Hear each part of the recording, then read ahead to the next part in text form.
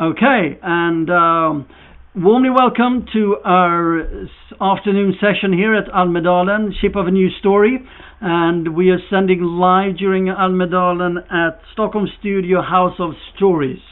We are about to take off on a session focusing on meaningful encounter, leaving watermarks for life. This is the third session on this theme. So it's a little bit closing in on mooring, or what happens when we're in process and make meaningful encounters, when we are coming close to conclusions, or we are finishing something and starting something else. Not necessarily that we will pinpoint that one, but that was kind of the title. And warmly welcome all of those who are with us here for this live stream, or who will have a look and join us later on YouTube, since it's going to be collected and available there as well as on Almedalen Play. Now, so meaningful encounters leaving watermarks for life. I have a wonderful team with me here today. My name is Nick D. I'm a storyteller working with many kind of stories and setting in performing arts as well as moving image. I have also Sveinung Nygaard, and I have Olena Rostalna. Yes, give a hello and wave to the people here who are with us today. So before we set off on this endeavor on our little boat, I would just love you to have a brief introduction on who are you guys, and where are you going? Where are you heading for? Ladies first. Olena, off you go, please.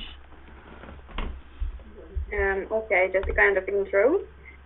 So I come from Ukraine, from a small place in the north of Ukraine named Chernihiv, and so I'm busy with many things, and my two main cheers are working as theater director, so I lead a small theater company here, working with children and young people. And I also teach professionally, so I'm a PhD professor of literature here in Chernihiv University. So work mainly with theater, storytelling, literature, and art for social change. Thank you, Olena. Over to Sveinung. Yeah, my name is Sveinung Nygaard. I live in Sweden, like Nick does, Gothenburg. I'm from Norway. I work as a composer for film and television and theater. And also other things, and I've been also doing my own little traveling, collecting songs, and having my music played by people in different places of the world. Been working quite a bit in Dubai, and also in Ukraine, and lived a long time in England. And I get so inspired by people that do different things that I can have on my projects, but most of all, I get really inspired from seeing art causing change, because I think that's the area we are in now, that we need to embrace art as a tool for change, because that's what it always was, and that inspires me a lot, and hopefully I can be part of that in the climate discussion and in my art in general, to inspire people to go further and deeper. Okay, cool. Thank you much. So, Arts for Change. Today's theme, just reconnect to that, a little summary on that. In times of endless Zooms, we are all at sea, so can we see meaning in our meetings? To get real change, we need meaningful encounters and meetings. Water gives life, perspective and connections, because no humans, an island, and meaningful encounters set by life to our meetings and bridges people. So, bridging people across the water, no man's an island. The Gotland Almedalen is set on an island, and there are many waterways bridging people. And I'd say I know that you guys, you have been collaborating before, working on projects between the lands of blue and yellow flags. So I'm a little bit curious when we touch upon, since today's theme is meaningful encounters. You didn't know each other from childhood, so please let's start off with sharing a little bit of your journey and how did you meet and what kind of encounter was that? because you're still in touch, and I know it wasn't yesterday you met, so I'm curious. So, Olena, actually, no, I want you to start on this one, because, and I must admit that I'm part responsible also here, or I should say, I'm also part of this Meaningful Encounters. So, even though I'm hosting this talk, I'm very involved. So, but Olena, please, could you start sharing a little bit, because I also want to have some reflection on what is a meaningful encounter. But, yeah. Sure, yes. So actually our meeting with Venom was thanks to you, Nick, of course, because we met each other in 2016, I believe. During the seminar, kind of, workshop or exchange course for cultural managers, and trying to make a kind of tandem. We needed to develop a project together, and it appeared to be that actually we were applying for the support, grant support from the organization it worked, and we didn't get it. But it didn't change the fact that we decided to work together, and we actually did. And thanks to this collaboration, I met Venom, and been also involved with other people. We managed to create a very interesting project. First named it was like India project, let's call it like this, yes, and then having many interesting follow-ups and other ideas trying to develop. So that was a kind of journey which was very fruitful and very interesting collaboration. And right now, thanks to these collaboration meetings and interesting outcomes, Venom invited me to be a part of another collaboration project dedicated to climate issues, and been involved in the BARD network of artists who use art in relation to climate crisis and the emergency to act as a response to that.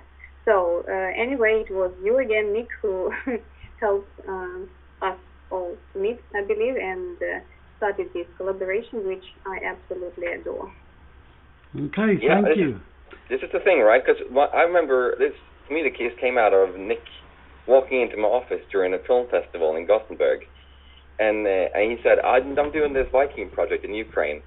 But at that time, I'd done some traveling with my own Viking project in Istanbul and Serbia and Romania. And I said, that's got my name written all over it. So I thought, let's get involved with that. And we started working together, me and Nick. And then Nick said, I know this lady in Ukraine. We should talk more and organize something. But when I grew up, and this is like the meaningful encounters, because when I grew up, everything east of Poland was just a white spot on the map. I didn't know anybody. I didn't know the culture. For me, it was the Soviet Union, because I grew up in the 80s, and I didn't know anything. So for me to come over to Chernihiv and meet you, Olena, was really essential, because then I could feel the vibe in Ukraine and the problems and the opportunities, and feel your heart in using art to rebuild after the collapse of the Soviet Union, everything that came out of that, and how what is our identity now as a nation, as Ukraine, or as Russia, or as Belarus, or Georgia, or any country, need to refine their feet in the new world. And for you to see how you work with the young people in Chernihiv was really amazing. And I don't think that we could have done that over Zoom, honestly. So being there, eating pig's ears and seeing your team was really key. And I got really a lot of respect for the work you do, and the weight of that towards the remnants of the old rule, if you like. It's really inspiring. And from that came some of my inspiration to use my art more intentionally as well. Okay, so thank you. So moving from, you were mentioning here, Olena, Tandem project, that being a collaborative initiative between two countries, seeing how one could make meaningful encounters between artists, and then posing that into some kind of project, which then turned into other programs. You were mentioning something called the Bards. We may touch upon that later, but that sort of also led on to further ideas, and from you, Sveinung, to experience another place on our Earth, and to sort of start to well, as an eye-opener, a meaningful encounter that becomes an eye-opener to a blind spot on the map, which is a fantastic example of bridging people, bridging continents, bridging concepts. And then I can see the world through Alena's eyes, and that opened my world, the way I can see things from my friends in Dubai. But also that made me realize when we started this BARD thing, which we don't need to talk about specifically, I realized that we have to meet in person. That's what when to start off the BARDs, we had to be in person to meet. And from eating together, giggling together, and just sharing things, this was another depth that we still carry with us now from that weekend when we gathered. So, yeah, inspired by that journey to Ukraine. Okay.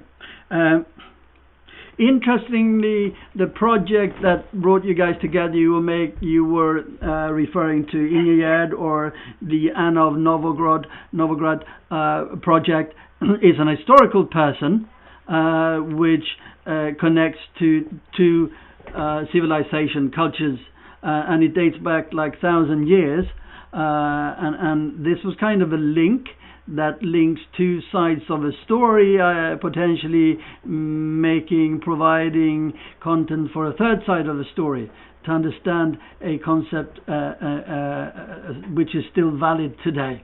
And I'm just curious to you, would you consider meeting a historical person as a meaningful encounter? Yeah, I definitely would. There's something that really relates to when I traveled with my Viking project in other areas. I just feel I connect to the earth in some way, and in the earth there are stories, history of what has been. So I feel I meet myself through these mirrors, like Ingegerd or Anna or Olaf or any other Viking or person in history, and I found that really, really fascinating. Not to just meet that person, meet myself through that, because I belong to history and history belongs to me and I'm part of it. So yeah. Yeah, if I can add, so to me, yes, this is absolutely meaningful encounter, and I think it's one more important issue, and that was actually a part of our project and a part of collaboration, which I think was very important. It was not about just a historical character as somebody who lived thousands of years ago, but it was about that some problems and some issues are very much relevant to modern times. And in that very context, the problems we were talking about, it's about the position of the woman in the society, it's about being a stranger in a new country, being without support into a new culture, without knowing language or anybody. This is a very relevant issue when we speak about modern times and when we experience such things as the necessity to be internally displaced, the conflict of migration, and now we have other things happening.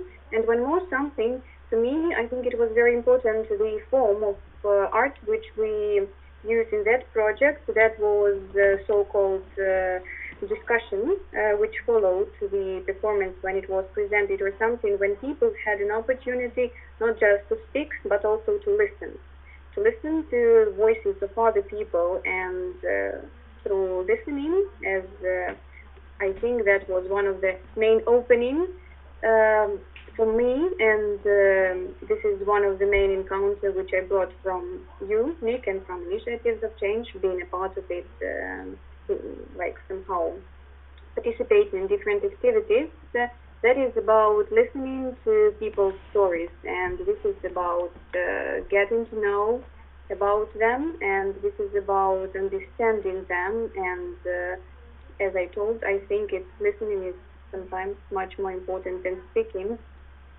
Thank you. So here we have a case of actually a part of a cultural heritage providing a meeting. And I think that's quite interesting, because the sub-theme today was mooring, sort of when you close something down, and closing something down is very close to history, because soon a project will become history. But can we kind of learn from history, and can we make meaningful encounters from others' experiences, and bring them to life, or see what's valid for us to understand today's society? In particular, maybe what we talked about when you were mentioning there, Sveining, arts for change. I mean, can we make historical encounters that can make us see clearer today? You were looking through Olena's eyes, but I know that within this project we've also looked through Anna's eyes, or Ingegerd's, which is the same kind of character, but two sides from the what's today the Ukraine and the Swedish side. But so looking through different people's eyes, opening up perspectives that we did not see, and making us understand somebody else. To me, it could be a very meaningful encounter, because it actually helps me as an individual to grow.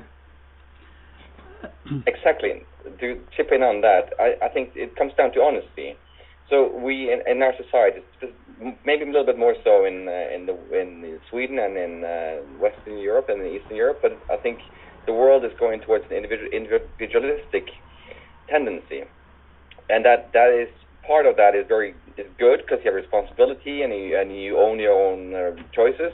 But part of that is also loneliness, and being humble in who you are in relationship with other people, and then makes you able to listen to history, and also able to listen to other people around you, so that we are connected.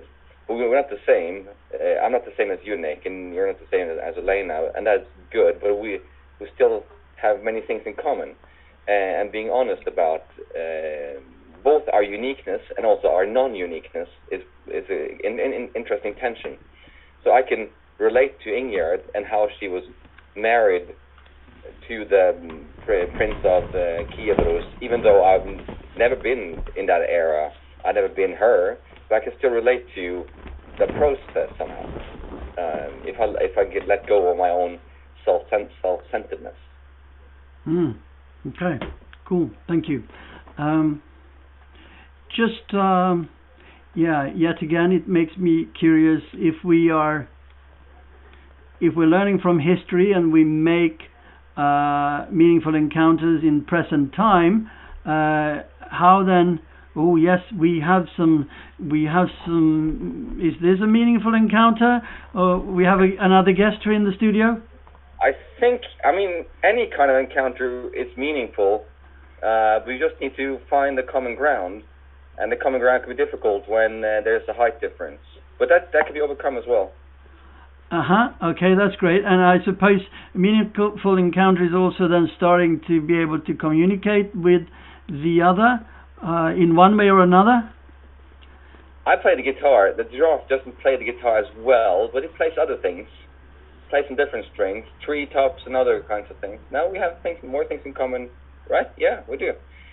I think we're all a part of the same thing, right? He's got more spots than I do. He's also a little bit wooden. He's a bit wooden, yeah. He's kind of a wooden character. Okay, cool. I suppose he also has some kind of helicopter perspective, given. He does. Yeah. He gets up higher. Not this one though. But this is a replica of a real giraffe. Just to say that, it's not a real giraffe.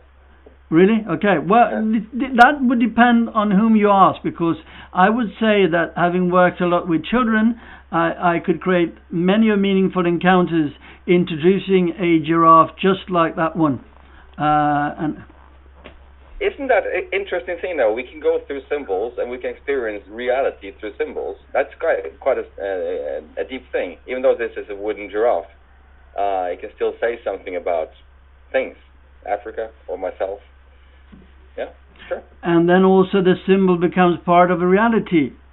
We had another session here where we talked about the use of symbol or metaphor and how sometimes the metaphor can be more or as real as reality. So it's no longer a metaphor because the metaphor actually functions as a reality or becomes a reality if it fills the purpose and makes us understand something which maybe we did not.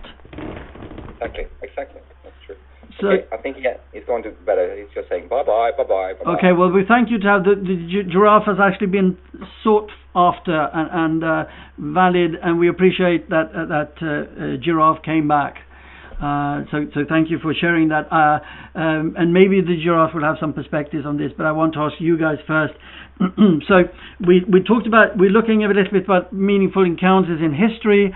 And your meeting or us meeting is kind of one example of a meaningful encounters because it's been an eye-opener, realizing, understanding things that we may not knew, we did not see before. So then I'm also wondering then, can we sort of plan for the future? If we were to look into the future, could we learn on how better facilitate or give the platform for meaningful encounters, or do they just happen because, I don't know, we set an intention, or we are just there and we are present, or you're creative people, so could you, from your experience and having looked back, understanding what happened to Anna and sort of seeing things through her eyes and seeing things through each other's eyes, if you were to promote an idea on how better make meaningful encounters, what would you suggest? Probably again, to me, it's about, if we speak about concrete examples, I can give another example from my project not related to our collaboration, but to me it's also about still being attentive listener and maybe trying to understand.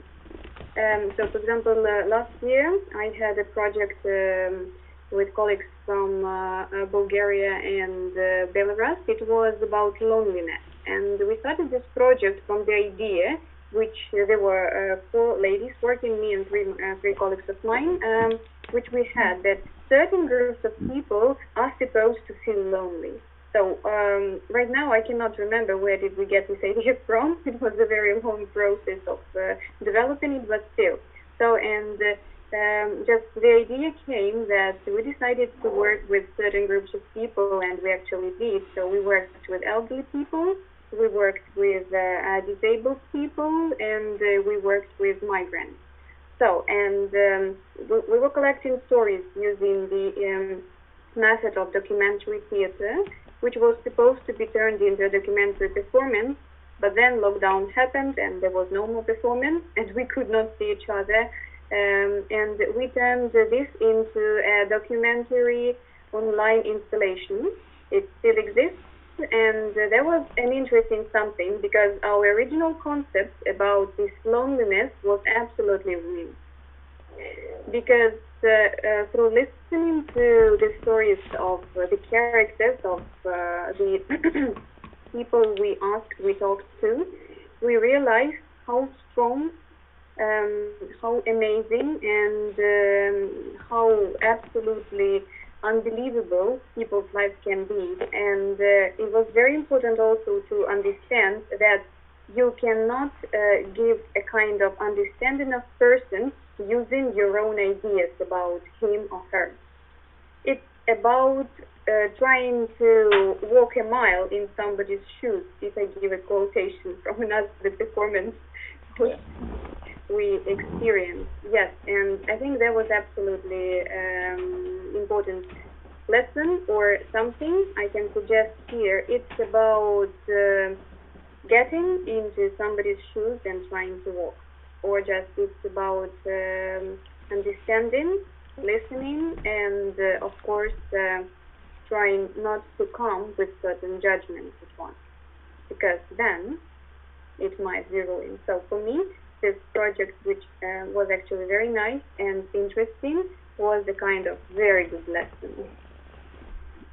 Okay, thank you. So a tip or a tool that you suggest here then for meaningful encounters is to set up meetings with 2 people where you kind of walk a mile in the other person's shoes.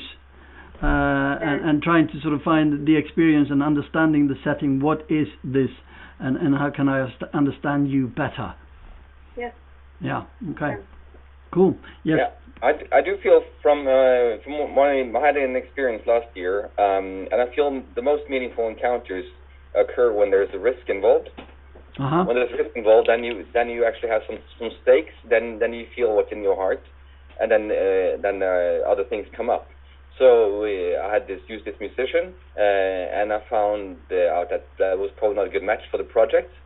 And then when I got a different musician in to do the same part, to replace him basically, I called him. I said, I'm getting another person in here because what we did didn't work out for some reasons.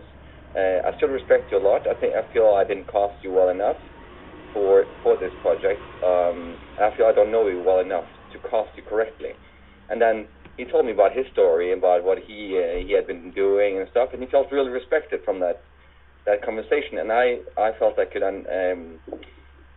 learn a lot about him because I understood that in his if I burn him, so to speak, if I use him and then let him go, I'm not building community. I'm just using him for my own good. So I had to take responsibility for a larger setting. And a really good thing came out of that.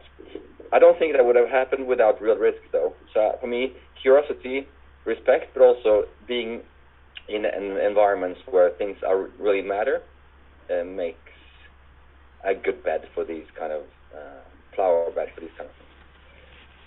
Some of my future belongs with other people, and it's my responsibility to dig it up, to find the diamond in other people, especially when the pressure is on, especially then.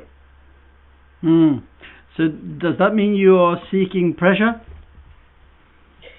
I'm seeking development, and I'm seeking adventures. And any adventure without risk is not an adventure. So if I want to go to the mountaintop in some kind of way, with somebody or in the project, there is a risk involved. If there's no risk, then it's not worth doing. So I don't seek the risk because I don't like that so much, but I seek the overcoming it, if you like. And sometimes I need people. The higher you want to go, the more you want to go, the further you want to go, you got to go walk with somebody, because you can't do that kind of high risk on your own. That's really not good. Yeah, this supportive issue is also quite important. I fully agree. Okay. Wow. Cool. So, what's in the pipeline? What's cooking when you talk about taking potential future risk or creating meaningful encounters, walking in somebody else's shoes? If we look at tomorrow, future, out of interest, do you have any other things that you're about to start, which potentially can become a meaningful encounter, even though you haven't made it yet? Yeah, probably it's about, I think to me also, it's very much partially about touching upon important and relevant topics, and sometimes speaking about so-called inconvenience, issues, because there are some topics in the society, it's not important whether it's Ukraine or it's Sweden or it's elsewhere in the world, that some things are not so much, vivid, and they are sometimes either being not given quite a lot of attention or something.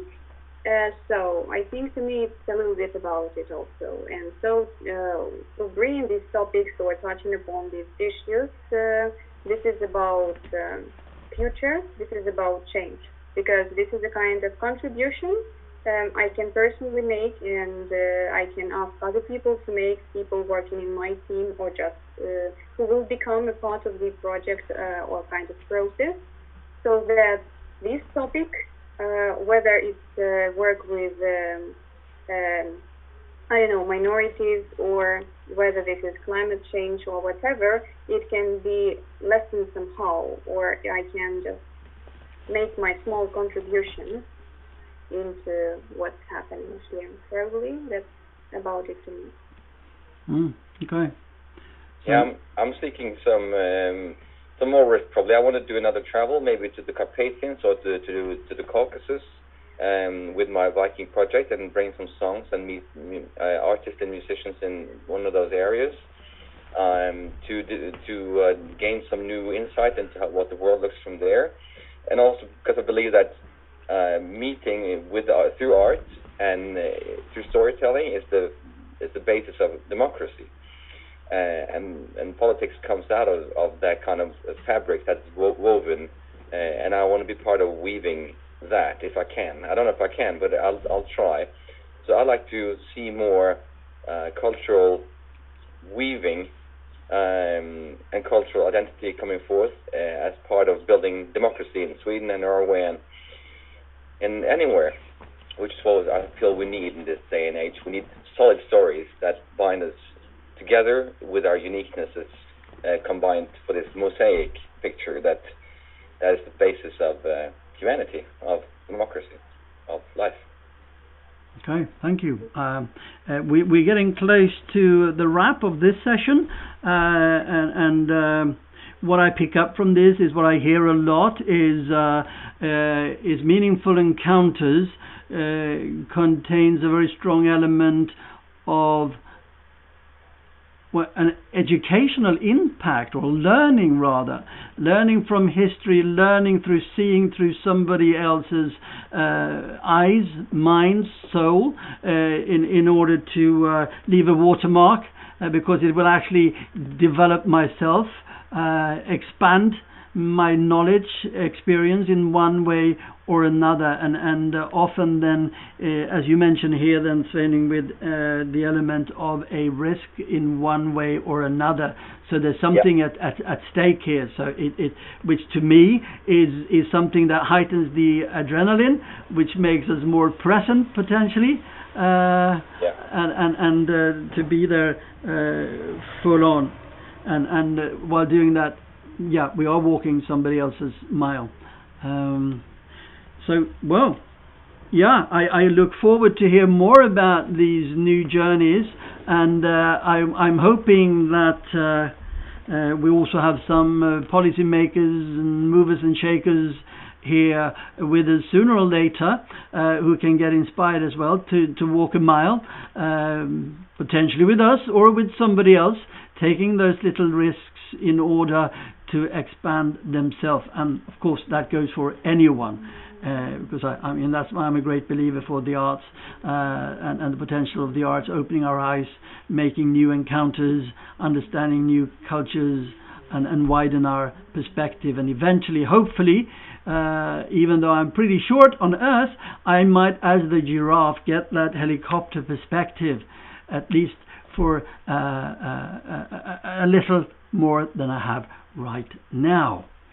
So as we're coming to a wrap here now, I would just ask you if you have any concluding remarks, or any sort of what do you take away from this session, and as we're sort of concluding with a little signing out of the session. I'll just encourage people listening to be curious. There's so many things to discover in people and places, in your neighborhood, in your life, and it's this kind of having meaningful encounters is based on like the belief that there's something here. I got to find it. There's something beautiful in this person. There's something beautiful here. Something I can learn from. This curiosity that's based on naivety, and to not choose, because it is a choice of cynicism. The world invites us to choose cynicism, but we can't choose naivety and curiosity if we choose to do so. And when we do that, when I have managed to do that sometimes, things open up into places where you didn't think things could go. So I encourage people to do that. Politicians, to think beyond party lines. Business people, to think beyond first or second quarter, think longer profit, and storytellers to get involved on the main stage of society, and get involved with people, because that's what builds our future. Thank you. Beautiful. Olena. Yes, so I think it's also very much about making a choice about the way and route you go, and it's also about that it's not always easy to choose the right way, and sometimes the shortest way is not the easiest one. So I think that it's quite important to take from today that we all needed some courage to change something in our life, to become a little bit more compassionate, to become a little bit more aware of the needs of other people, and probably it's a kind of wishing people to not be afraid to take this courage with them and to bring them through their daily something. And it's also about making positive narrative. Positive narrative does not mean that this is a story with happy end always. Unfortunately, no. Life is tough. But within small things we make, that narrative can be turned into a much better process. Okay, wow, lovely. So yeah, I pick up here from your checkouts the curiosity and conscious decisions. I would personally add maybe my Imagineering goggles or glasses to expect the unexpected and start looking for it. Where's the magic around the corner? So I'm not only focusing in on what I do expect, but also search for the unexpected. And as they will arrive, as a Swiss cow would any time, giving another milky perspective of life, or whatever we would connect to that as a dark horse or a white cow, however we would like to play that one. So so with that we're going to wrap up, and we wish you all a lot of conscious decision making, curiosity and magic lenses as we move forward into the summer. Thank you, Sveinung, thank you, Elena, for joining me today, and with the Ship of the Story sending live from House of Story, Stockholm, Almedalen 2021. And with that I will say, as I always do at the end, ship ahoy, and see you soon again, I hope. Little wave, take care. Okay, thank you guys.